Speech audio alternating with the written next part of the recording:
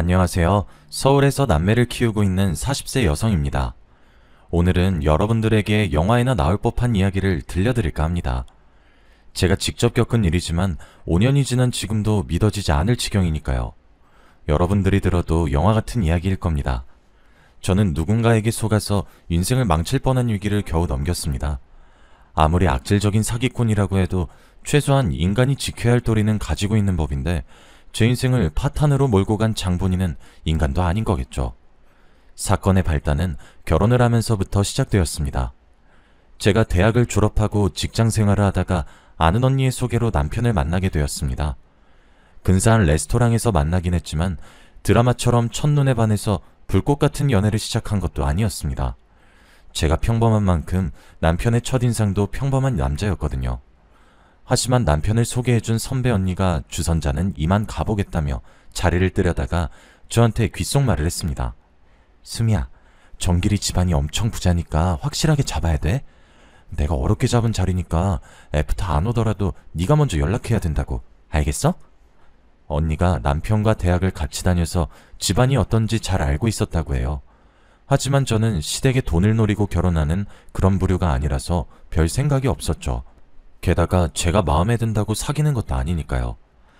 연애든 결혼이든 남녀가 같이 하는 거니까 일단은 남편 마음에 들어야 하는 거라고 생각했습니다. 제가 소탈하게 대하고 부담스럽게 굴지 않아서일까요? 간단하게 식사라고 헤어졌는데 언니가 갑자기 저한테 전화를 걸어오더라고요. 정길이는 네가 마음에 드는 눈치더라? 괜히 여자 자존심 내세우면서 튕기지 말고 만나야 된다? 정길이는 소극적이고 조용한 편이니까 적극적으로 달려들어.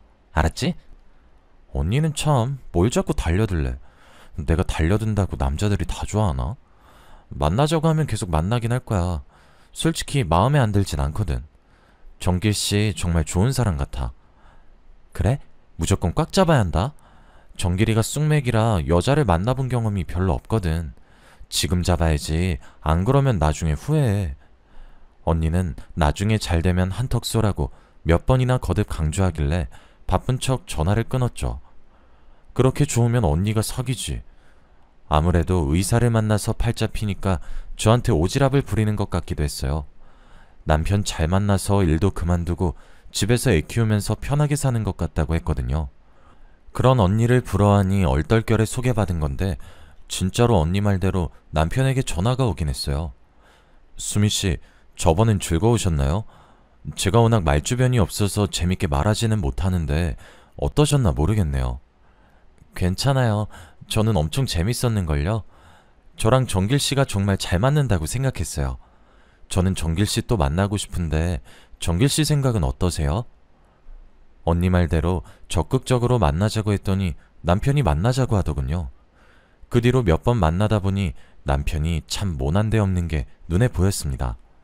역시 좋은 집안에서 자라서 그런지 무던하고 온화한 성격을 가진 것 같더군요. 그렇게 6개월 정도 데이트를 하다 보니 서로에 대해 알게 되었고 애정도 생기게 되었습니다. 그리고 이 남자라면 같이 살아도 괜찮겠다는 생각도 들었죠. 남편도 그렇게 생각했는지 사귄 지 1년 반쯤 되었을 때 정식으로 프로포즈도 했습니다. 저는 그의 청혼을 받아들였고 시부모님께 첫인사를 드리러 가게 되었습니다. 연애를 하는 동안 남편에게서 시댁에 대해 들은 말이 없어서 어떤 집안인지 모르고 간 거였거든요.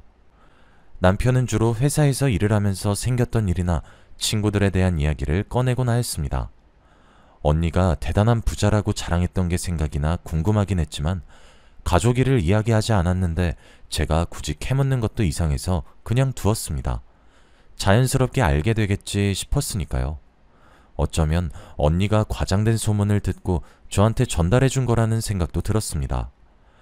남편과 오래 사귀다 보니 굳이 굉장한 부자가 아니더라도 결혼하고 싶은 마음도 있었습니다. 그런데 막상 시댁에 도착하니 생각보다 으리으리한 저택에 기가 죽더군요. 시댁이 있는 곳은 부자들만 산다는 고급 빌라가 있는 동네였습니다. 으리으리한 2층 주택이 시댁이라는데 정말 믿을 수가 없었죠.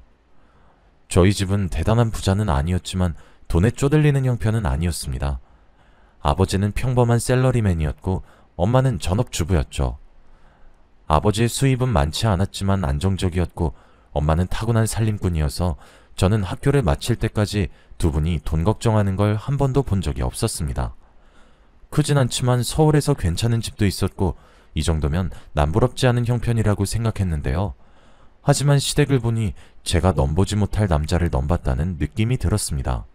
남편이 차도 국산차를 몰고 남들 다 사는 오피스텔에서 살길래 이렇게 부자일 줄은 몰랐거든요.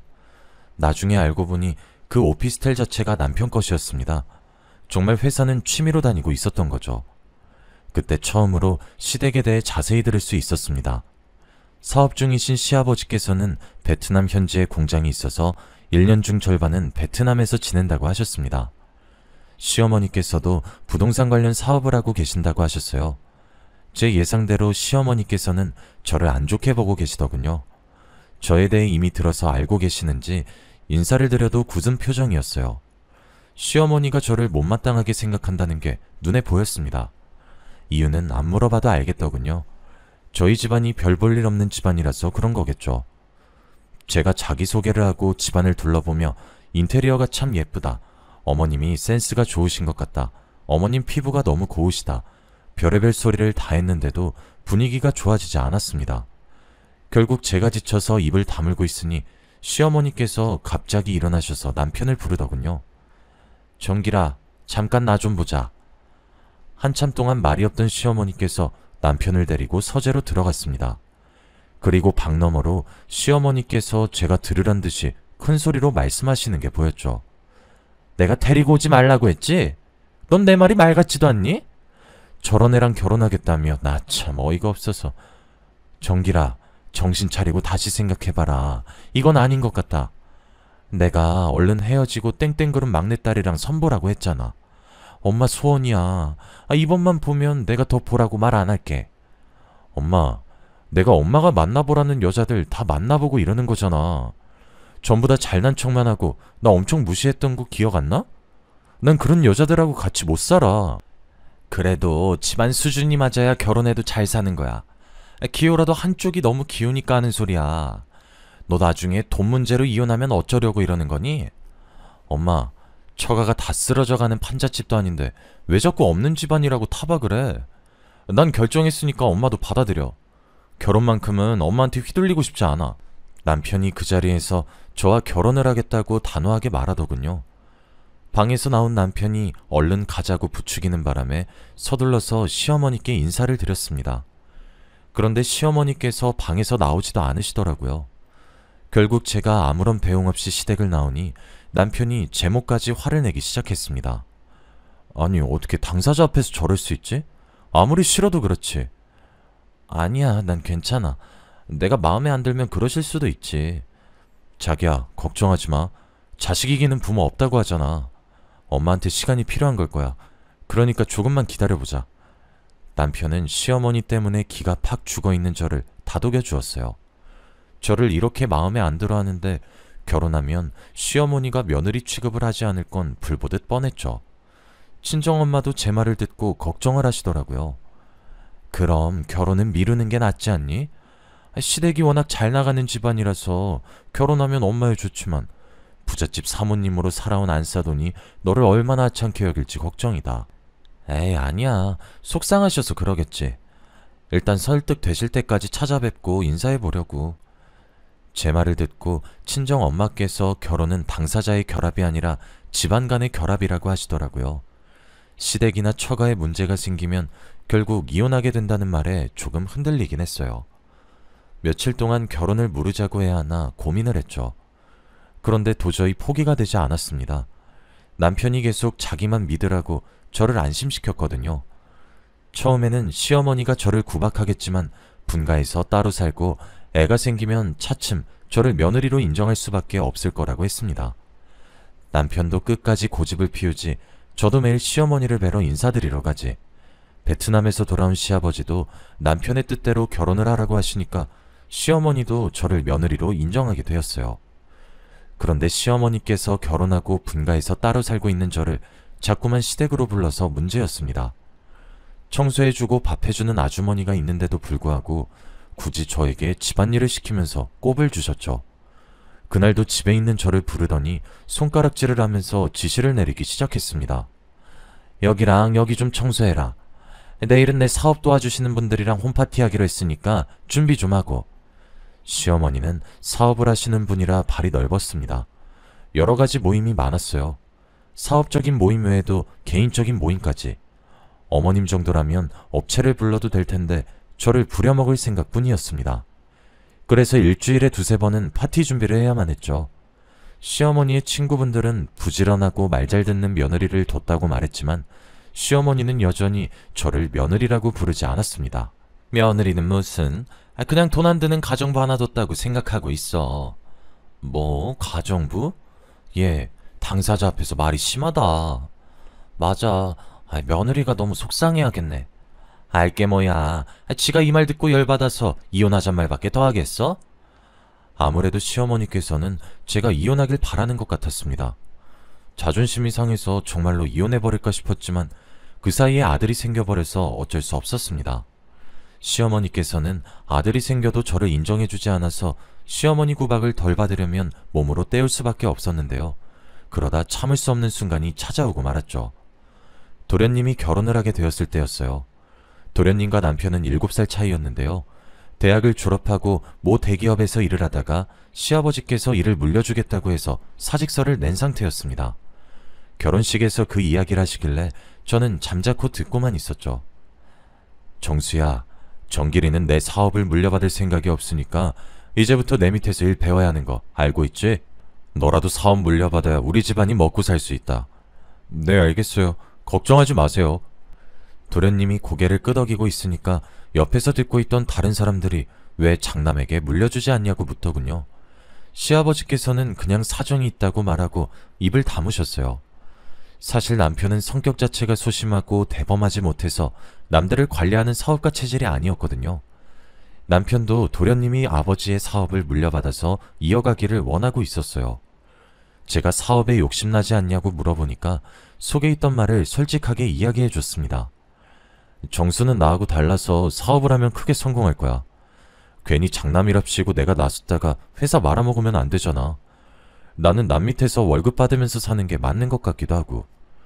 저로서는 아쉬웠지만 시댁에서 이미 결정한 일이라 받아들이려고 했죠. 그 뒤로 시아버지 밑에서 경영 수업을 받던 도련님은 전문 중매쟁이를 통해서 괜찮은 여성을 소개받는 것 같았습니다. 어느 날 최 여사로 알려진 전문 중매쟁이가 시댁에 오는 걸 보았거든요. 이번 며느리감은 미국에서 대학원까지 마치고 귀국해서 펀드 매니저로 일하는 아주 똑똑한 여성이에요. 여기 집안은 제철 사업을 하고 있다고 했지? 네, 그래서 사모님하고 사돈 맺으면 서로 이득을 볼 거예요. 최 여사가 시어머니께 그 여성의 사진을 보여주는 것 같았습니다. 제가 집안일을 하면서 그 모습을 지켜보다가 시어머니와 눈이 마주쳤죠. 최 여사는 집에 누가 있든 말든 신이 나서는 목소리를 높이고 있었습니다. 어때요? 인문말 따지면 아주 미스 코리아감이에요.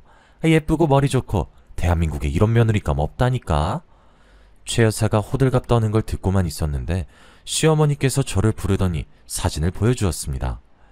네 동서 될 사람이야. 어때? 엄청 예쁘시네요. 여자인 제가 봐도 반할 정도예요. 그래, 집안을 보나 악벌을 보나 너보다는 100배 낫지. 아휴, 내가 최 여사를 진작에 알았으면 큰 며느리도 집안 좋은 애로 들였을 텐데. 생판 모르는 남 앞에서 이런 수모를 주다니 저는 부끄럽고 수치스러워서 자리를 피해버렸습니다. 아무리 제가 마음에 안 들어도 면전에서 이런 말을 하다니 정말 분할 따름이었죠. 지금 그 생각만 해도 열이 받는데 도련님이 예비동서를 만나고 왔다면서 목소리를 높이길래 짜증이 났습니다. 직접 만나보니까 집안만 좋은 게 아니더라고. 얼굴도 사진 그대로고 대화도 해보니까 많이 배운 티가 나더라니까. 그러면서 그 여자가 얼마나 예쁘고 늘씬했는지 설명해주는데 정말 귀를 닫아버리고 싶었습니다. 근데 도련님한테 화를 낼 수도 없는 노릇이니 참았습니다. 딱 봐도 도련님이 예비동서에게 꽂혀버린 것 같았거든요. 그래서인지 결혼도 일사천리로 진행되었습니다. 동서가 시댁에 인사를 드리러 오자 시어머니께서 상견례를 빨리 진행하자고 할 정도였죠. 이렇게 바로요? 어머님께서 이렇게 빨리 허락해 줄진 몰랐네요. 안 그래도 제가 괜찮은 곳을 알아놨어요. 거기로 모실게요. 그래주면 나야 고맙지. 이제야 나도 며느리 덕 좀 보게 생겼구나. 시어머니는 동서를 보는 것만으로도 기분이 좋은지 좀처럼 입을 다물지 못했어요. 동서가 간 뒤로 칭찬이 자자해서 귀에 딱지가 생길 정도였으니까요. 이제 좀 잠잠해지나 했더니 며칠 후에 동서가 최고급 한정식집을 예약했다면서 저희를 부르는 통에 다시 귀에 딱지가 생기게 되었습니다. 이번에는 또 얼마나 동서와 비교하실까 생각하고 있는데 시어머니께서 상견례 자리에 저도 데리고 가겠다고 선포하셨습니다. 저는 처음에는 잘못 들은 줄 알았죠. 제가요? 제가 껴야 하는 자리는 아닌 것 같은데. 어머님이 절 생각해주는 마음은 잘 알겠지만 저 말고 다른 분이 가는 게 더 나을 것 같아요. 네가 가야 느낄 게 아니냐. 우리 집안이랑 네가 얼마나 안 어울리는지. 근데 제가 괜히 가서 실수할까봐 걱정되는데. 그래, 너는 이런 식당은 처음일 테니까 각별히 조심하고 싼티 내지 마라. 네, 알겠어요, 어머님. 상견례 자리는 언제 갖기로 했나요? 시어머니와 도저히 말이 통하지 않아서 그놈의 상견례 자리가 언제인지 물어봤습니다. 그냥 어머님이 원하는 대로 그 자리에 가줘야 할 것 같았거든요. 시어머니는 잘난 동서 집안과 저를 비교하면서 스트레스를 풀 게 분명했습니다. 그러면서 집안이 마음에 안 드는데 어쩔 수 없이 결혼시켰다면서 그동안 쌓인 불만을 또 이름도 잘 모르는 사람들에게 술술 풀어놓겠죠. 당연히 제 예상대로 행동하셨습니다. 그 사람들도 참 웃긴 게 시어머니가 하는 말을 웃으면서 넘어가더라고요. 결국 저만 수치스럽게 그 순간을 견뎌냈습니다. 상견례 자리가 끝날 무렵 그제야 잡담이 끝나고 결혼에 대한 이야기가 나오기 시작했습니다. 그 중에서 신혼집에 대해 잠깐 언급하길래 주의 깊게 듣고 있었죠. 그나저나 신혼집은 어디에 구하셨어요? 벌써 괜찮은 아파트 하나 구해놨으니 걱정 안 하셔도 됩니다. 배려해 주셔서 감사합니다. 신혼집 규모에 맞게 살림살이는 제게 준비하도록 할게요. 상견례가 끝나고 헤어지는 길에 동서가 시어머니께 식당이 마음에 드냐고 묻더군요. 분위기 좋고 참 마음에 든다. 넌 식당 하나를 골라도 안목이 있구나. 큰애하고는 달라도 너무 다르네. 상견례 자리가 끝나는 순간까지 시어머니께서 저를 걸고 넘어지셨습니다. 도련님이 결혼한 뒤에도 문제였죠. 동서가 시댁에 자주 들락거렸거든요. 저는 시어머니의 전속 파출부나 마찬가지였지만 동서를 대하는 시어머니의 태도는 전혀 달랐습니다. 동서는 손에 물 한 방울 묻히지 않았지만 저는 손에 물 마를 일이 없었습니다. 시댁에서의 제 위치를 눈치챈 동서도 시어머니처럼 저를 무시하면서 함부로 대했어요. 저보다 한참이나 어렸지만 슬쩍 반말을 하기도 했습니다. 시어머니는 무슨 일이든 돈 많고 잘 나가는 동서 편만 들고 제 말은 듣지도 않았어요. 명절이 되어서 선물을 사와도 시어머니는 제가 사온 건 쳐다보지도 않았고 동서가 사온 건 뭐든지 귀하고 좋은 거라고 자랑을 늘어놓았죠. 그것 때문에 도련님과 남편이 말다툼을 하기도 했습니다. 그날은 명절날이었는데요. 오랜만에 식구들이 모여서 식사를 마치고 디저트를 먹으며 대화를 하고 있었습니다.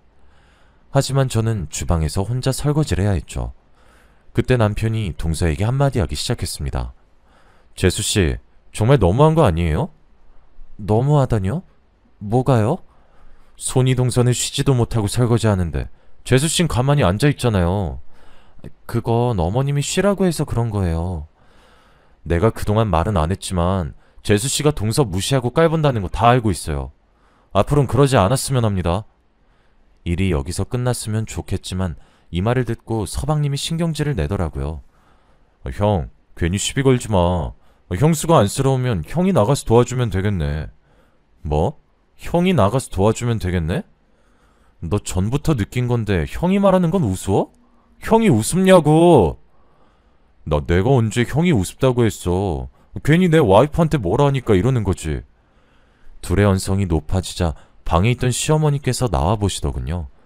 제가 그만하라고 말려봐도 도련님과 남편의 갈등이 깊어져 갔습니다. 급격하게 둘의 사이가 나빠지자 시어머니께서 저를 나무라셨습니다. 저보고 둘 사이에 껴서 이간질하지 말라는 거 있죠. 제가 그런 적 없다고 해명해봐도 믿지 않으셨습니다. 그러다 몇 달 후 시어머니 생신이 다가오자 동서가 고급 명품 가방을 사들고 와서는 온갖 아양을 다 떨었습니다. 어머님, 곧 생신이시죠? 제가 어머님 생각해서 에르스 백으로 사왔는데 어머님 마음에 드세요? 아유, 내가 며느리한테 이런 것도 다 받아보네. 샀으면 내가 샀지. 이런 선물 받아본 적이 없어. 어머, 형님은 어머님께 명품 선물 한 번도 안 해봤어요? 아유, 말도 마라. 큰애는 무식해서 명품이 뭔지도 모를 거다. 여자로 태어나서 명품이 뭔지도 모르고 살다니 너무 안타깝네요. 그 대화를 듣고 있는데 정말 어이가 없더군요. 예전 같았으면 어머님과 동서에게 무시당하면 밤에 자꾸 생각나서 잠도 못 잤었는데 이젠 신물이 날 정도로 당해서 아무리 심한 모욕을 줘도 어이없는 웃음으로 넘길 지경이 되었습니다. 제가 둘이 그러거나 말거나 무시하고 있으니 다른 이야기라더군요. 아참, 어머님, 생신 때 같이 식사할까 하는데 어디로 모실까요? 저번에 상견례 했던 식당 괜찮더라. 너무 요란 떨지 말고 가족들끼리 조용하게 밥이나 먹자. 네, 제가 예약해 놓을게요. 시어머니의 생신날이 되어서 저희 가족들은 그 한정식 집에서 식사를 하게 되었어요. 그런데 그날 동서와 식당 주인이 심상치 않은 관계란 사실을 알게 되었습니다. 식사를 하다가 화장실을 다녀오는데 화장실 뒤편 주방으로 연결되는 통로에서 동서의 목소리가 들렸거든요. 오빠, 빅뉴스야. 남편이 2달 동안 베트남으로 출장을 간대. 그때 우리 좋은 데로 놀러 갈까? 나야 좋지. 식당은 지배인한테 맡기면 되니까. 근데 시댁엔 뭐라고 둘러댈 거야? 내가 보니까 시어머니란 여자 한 성깔 하는 것 같던데. 그런 건 나한테 맡겨. 그 할망구 나한테 푹 빠져서 무슨 말해도 믿는다고. 근데 주연이 너도 정말 대단하다. 어떻게 내 연남이 운영하는 식당에 시댁 식구를 데리고 올 생각을 하냐? 아, 요즘 장사 안 된다며. 자기 매출 좀 올려주려고 그러는 거지. 게다가 그만큼 내가 자기를 보고 싶어 하잖아. 동서가 애교를 부리면서 식당 주인에게 안기는데 등골이 오싹해지면서 소름이 쫙 끼치더군요. 제 귀로 분명히 들었지만 도저히 믿을 수 없었습니다. 다리가 후들거려서 겨우 자리로 돌아왔는데 동서는 아주 태연한 표정으로 돌아와 시어머니와 대화를 했죠. 저는 그때부터 동서가 사람으로 보이지 않았습니다. 전부터 사람으로 보이진 않았지만 그 모습을 목격한 후로 꼬리가 10개는 달린 불려우로 보였거든요. 하지만 얼핏 들은 말만 가지고 동서를 불륜녀로 몰아세울 순 없었습니다. 게다가 동서와 식당 주인이 한 말을 녹음해둔 것도 아니었으니까요. 앞으로 어떻게 해야 할까 고민하다가 그냥 모른 척 지나가기로 결심했습니다. 안 그래도 눈칫밥 먹으면서 살고 있는데 제가 폭로해서 도련님을 이혼시키면 또 어떤 취급을 받게 될까 걱정이 됐습니다. 그 후로 도련님이 베트남으로 장기 출장을 가자 동서는 급한 일이 생겨서 미국에 보름 정도 다녀와야 한다고 하더라고요. 저는 동서가 식당 주인을 만나러 가는 거라고 생각했습니다. 그러다 동서가 불륜 말고도 어처구니 없는 비밀을 가지고 있다는 사실을 알게 되었습니다. 제가 시댁뿐만 아니라 동서집까지 가서 파출부 일을 하게 되었거든요. 너도 알겠지만 작은애가 펀드 매니저로 일하면서 집안일까지 하려니까 힘이 드는 모양이더라. 내일부터 네가 작은애 집으로 출퇴근하면서 살림 좀 거들어줘라. 시어머니는 시댁 살림은 파출부를 들일 테니까 이제부터는 동서의 뒤치다거리를 해주라고 하셨습니다. 저를 식모로 취급하는 동서가 시어머니에게 부탁을 한 것 같았죠. 저로서는 거부할 수 없는 명령이었습니다. 아침이 되면 아들을 학교에 보내고 동서의 집으로 가서 출근 준비를 도와주었어요. 그리고 우리 아들이 학교에서 돌아올 시간에 맞춰서 집에 오게 되었는데요. 동서의 식모살이를 한다는 게 자존심 상하는 일이었지만 시댁에서 집안일을 할 때보다 훨씬 나았습니다. 도련님이 회사를 물려받게 되어서 베트남에 머무는 날이 많았고 잘난 척하는 동서만 출근하면 집안에 아무도 없었거든요. 하루 종일 시모와 함께 있어야 하는 시댁과는 차원이 달랐습니다. 적어도 집안일 하다가 숨통 트일 시간은 있었으니까요. 그러던 어느 날 동서가 저한테 급하게 전화를 걸어왔습니다.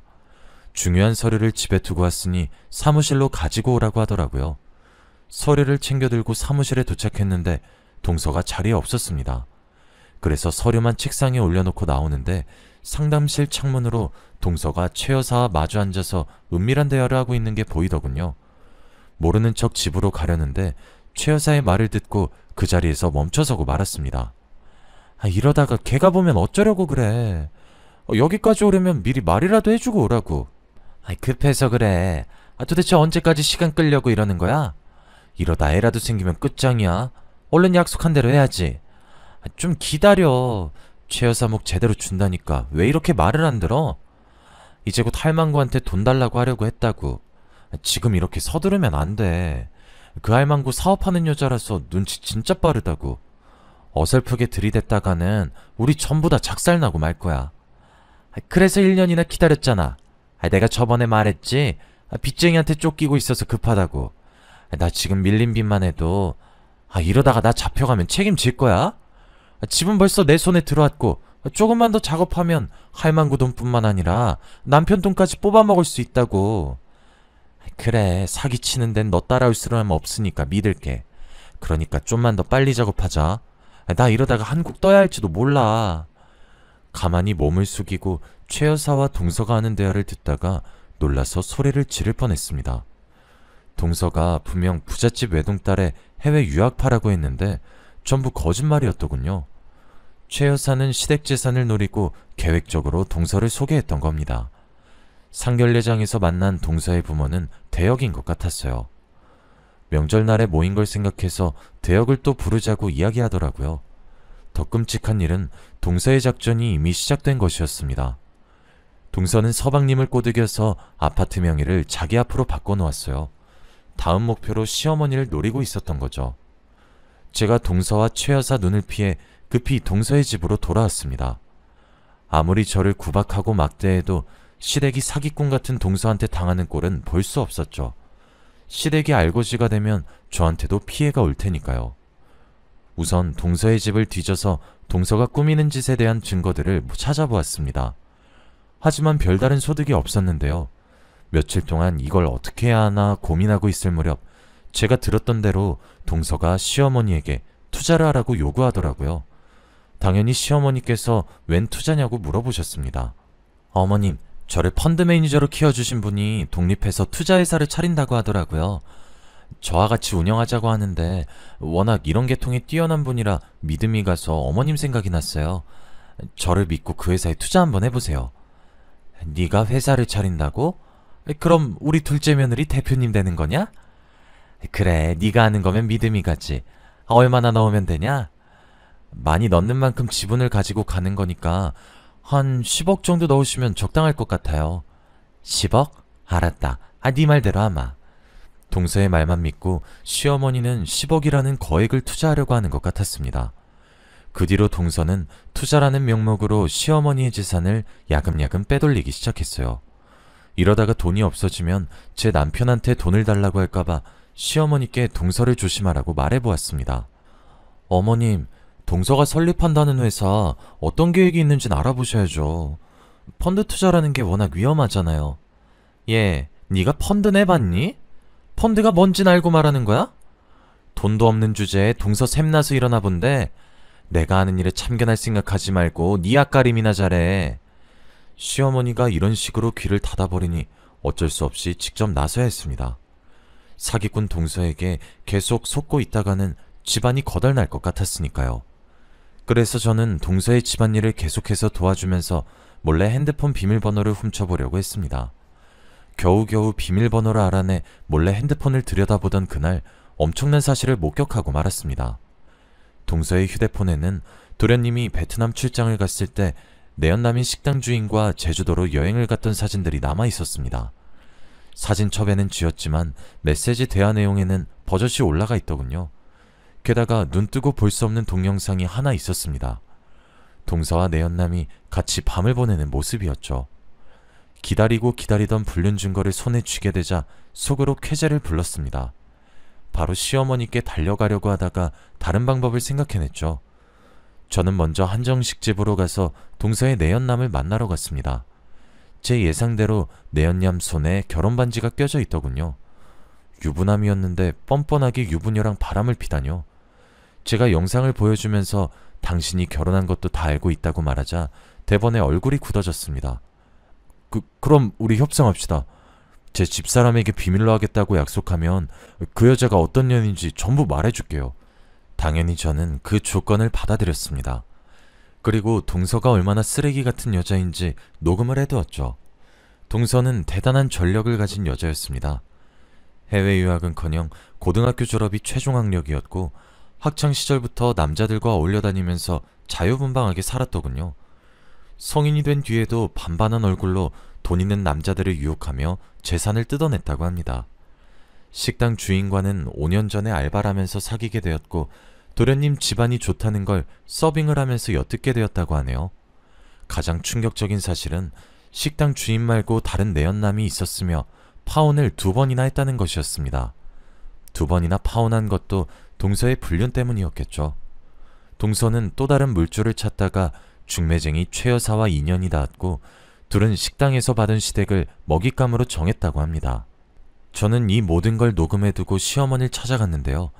녹음본을 들은 시어머니 얼굴에서 핏기가 점점 사라져가는 게 보였습니다. 며느리와 식당 주인과의 불륜 동영상까지 보여주니 시어머니께서 손에 잡히는 대로 집어던지며 분노하시기 시작했죠. 이런 발칙한 년 같으니 갈아 마셔도 시원치 않은 년. 절대 용서 못해. 어디야? 그 년 어디 갔어? 네가 앞장서. 당장 가서 내 돈 다 뱉어내라고 할 거니까. 그렇게 시어머니와 제가 동서의 사무실로 달려가게 되었습니다. 그곳에는 동서와 최 여사 그리고 부동산 중개인이 나란히 앉아서 히히덕거리고 있었죠. 웬만큼 돈을 챙긴 동서는 아파트를 팔아치우고 도망칠 작정을 하고 있었습니다. 시어머니께서 둘이 하는 대화를 잠자코 듣고 있다가 갑자기 문을 박차고 소리치셨습니다. 뭐? 아파트를 팔아치워? 이제 너 죽고 나 죽자. 네가 나한테 사기를 치고도 무사할 줄 알았어? 동서와 최 여사가 시어머니를 보자마자 도망을 치려고 했지만 제가 동서의 머리채를 꽉 잡아버렸죠. 이거 놔! 이거 놓으라고! 어딜 도망치려고 들어? 해외 유학파의 갑부집 딸이라고 노예 취급하더니 꼴 좋다? 뭐래 이 가짜는 게? 이거 안 놔? 뭐 가짜는 거? 가짜는 건 너지. 대학도 안 나온 가난한 년이 어디서? 제가 참아왔던 분노를 터뜨리면서 동서의 머리채를 잡고 흔들었습니다.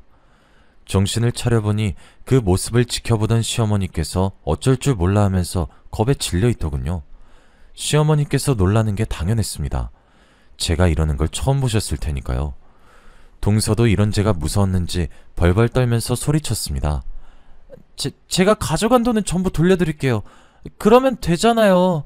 제발 이것 좀 놔주세요. 돈만 돌려주면 끝날 줄 알아? 어림도 없어. 너 같은 쓰레기는 콩밥 먹어야 돼. 제가 경찰에 신고한 후로 경찰이 올 때까지 동서의 머리채를 붙잡고 있었습니다. 물론 몸으로 문을 막아 최 여사도 도망치지 못하게 했죠. 경찰서로 넘겨진 동서는 이혼을 당하고 위자료를 물어야 했습니다. 그 후로 저는 시어머니께 위임을 받아서 동서와 최 여사를 사기죄로 고발했죠. 동서와 최 여사는 경찰서에서 조사를 받아야 했고 제가 찾아낸 증거만으로 둘 다 구속되어서 재판을 받게 되었습니다. 그 결과 30억에 달하는 금액을 되찾게 되자 시어머니의 태도가 달라졌습니다. 갑자기 저를 보자고 하더니 집으로 부르더니 제 손을 꼭 잡더군요. 얘야, 미안하다. 네가 우리 집안을 살렸구나. 내가 잘못했다. 그동안 모질게 대한 거 용서해다오. 그 모습을 지켜보던 남편이 시어머니를 나무라기도 하였습니다.